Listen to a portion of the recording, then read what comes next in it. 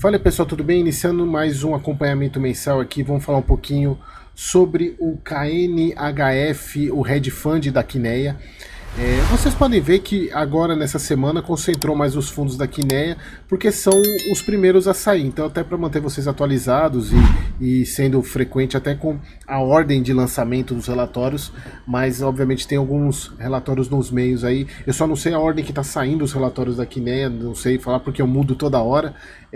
Principalmente quando sai algum fato que eu acho que é importante falar no dia, aí eu prorrogo um pouco o lançamento, mas sem problema, não vai impactar nada o entendimento de vocês. Então a gente vai falar sobre continuar falando mais um mês acompanhando aí o KNHF, o Hedge Fund da Quineia, que é o mês agora de janeiro, né, como vocês já sabem. Hedge Fund é aquele fundo que ele tem uma estratégia muito mais aberta. No caso do fundo da Quineia, ele investe 33% em CRI, 33% em multimercado e a última parte em FOF em tijolo, sendo uma parte, inclusive ele está tentando entrar em ativos reais, né, de fundo em prédios mesmo, mas a parte de fundo de tijolo. 1,78 bi já incorporando a última emissão que eles fizeram, já incorporou o patrimônio, se não me engano foi 300 milhões, eu acho, que eles incorporaram. 101 de cota patrimonial, cota de mercado 105. Aqui a parte de alocação, aqui é mais fácil de ver pela tabela, né, que ele tem a parte CRI em IPCA e inflação. A grande parte do portfólio dele é 52%, tá, nessas duas categorias. Aumentou bem a quantidade de cotas de fundo imobiliário e aumentou muito mais o caixa, né, exatamente por causa dos recursos da emissão. Então, taxa de 1,20, eu fiquei batalhando para entender de onde que tinha vindo o caixa, aí que eu fui ver que eu tinha esquecido, obviamente, da emissão. Aqui, o que todos os fundos da Quineia vem falando sobre a questão da regulamentação do CMN, do Conselho Monetário Nacional, sobre as regras para LCAs, LCIs, CRIs e CRAs, né, que vocês já devem estar carecas de saber de tanto que eu falei para vocês aí. E aquele ponto que é o mais importante, que para a Quineia isso não vai ter impacto, que eles colocam que não são esperados impactos relevantes. Obviamente a gente precisa ver como é que vai ser, porque ainda é muito novo, a gente ainda não sabe quais serão os impactos no mercado de uma maneira geral. O que a gente sabe é que se isso fosse o ano passado, 30% dos CRIs não seriam emitidos e 40% dos CRAs não seriam emitidos. Então o impacto vai ter, mas agora a gente precisa saber aonde.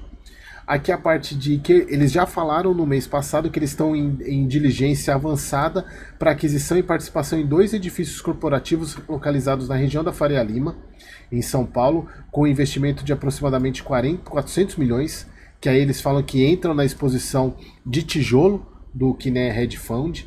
Então a gente só não sabe quais são esses prédios, né? A gente temos que aguardar para saber. Mas é bem interessante, né? É um movimento bem arrojado e de um valor bem considerável. Aqui eles falam que sobre a parte de fundo imobiliário, adquiriram 43 milhões em fundos de tijolo, em logístico, shopping, escritório residencial e 12 milhões em fundos de CRI, porque eles entendem ainda que existem fundos com desconto, principalmente fundos de tijolo. Então é interessante esse movimento, até para vocês entenderem em que tipo de segmento que vocês têm que olhar com mais carinho, é só acompanhar o que os gestores estão fazendo. Então eles colocaram, além disso, agora em fevereiro eles montaram uma posição de 45 milhões em 2 fundos de shopping, se eu não me engano acho que foi o VISC, que eles montaram a posição. Estamos confiantes, né, que essas compras devem gerar um ganho de capital no fundo nos próximos meses. Deve ser VISC e XPML, porque são os que logo vão ter avaliação patrimonial aí. Então por isso que eles montaram essa posição e chegaram a 208 milhões em fundos de tijolo, não só de tijolo, né, mas em fundos imobiliários. E aqui, contra resultados, não há argumentos, né? Então aqui a parte de fundo imobiliário do KNHF rendendo praticamente o dobro do IFIX. Aqui a compra que eles fizeram, 5 milhões em um CRI IPCA mais 10, bem característica high yield, interessante. Gostei até para manter essa posição que eles têm, mais high yield mesmo dos CRIs, de 10,95 e CDI 4,84. Até porque home equity é o que tem mais peso aqui, né? Home equity e residencial Então até para justificar essa taxa, né? Bem interessante, bem agressivo. Aqui, pessoal, mostra nitidamente os resultados, né? Um baita resultado, mas aí também a gente já está falando dessas novas operações que o fundo fez, né? Então acabou que o resultado de janeiro veio muito acima, embora tem a distribuição dos recibos também que foram feitas. Então por isso que, mesmo tendo um resultado maior, o resultado líquido também e o que foi distribuído, mas a parte por cota também, isso aqui tem muito a ver com a questão dos recibos da emissão que foram distribuídos também, tá? Aqui a questão que a gente fala sempre, né, do IPCA dos últimos meses. Aqui a parte, ó, o resultado da parcela de CDI se beneficiou pelo maior número de dias, como a gente já viu lá nos outros fundos, então a gente já tá bem tranquilo isso.